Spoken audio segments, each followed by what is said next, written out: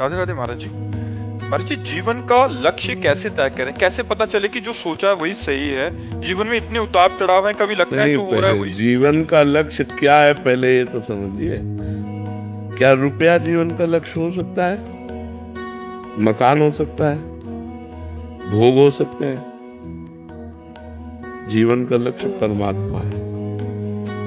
जीवन का लक्ष्य जगत नहीं है। जगत जीने के लिए है।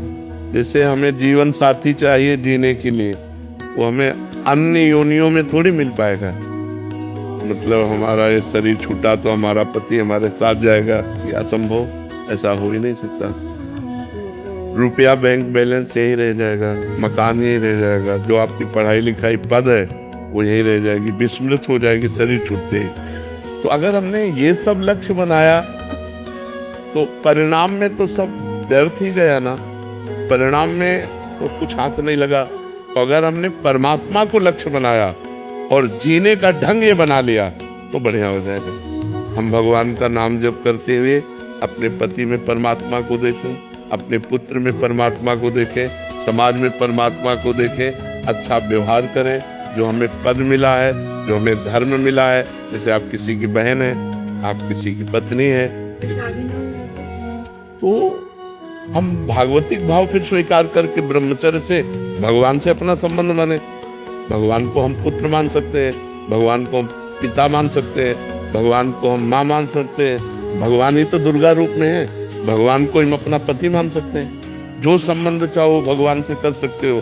तुम्हें वो माता च पिता, तुम्हें वो बंधुश्च सखा, तुम्हें वो विद्या द्रविणं, तुम्हें वो सर्वम मम देव।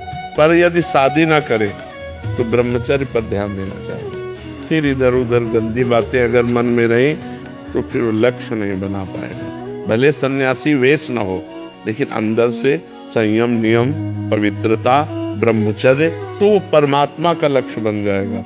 या तो गृहस्थ धर्म से चले तो परमात्मा का लक्ष्य बन जाएगा, या विरक्त धर्म। दो ही धर्म है हमारे यहाँ प्रगट में, निवृत्ति धर्म और प्रवृत्ति धर्म। प्रवृत्ति धर्म गृहस्थ और निवृत्ति धर्म विरक्त।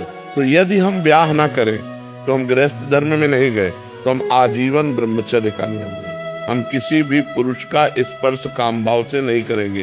तो वो जो ताप है, काम का जो वेग हमें तपाता है, वो तपस्या बन जाती है, और उसी तपस्या से भगवान प्रसन्न हो जाते हैं। इसीलिए हमको एक धर्म तो स्वीकार करना चाहिए।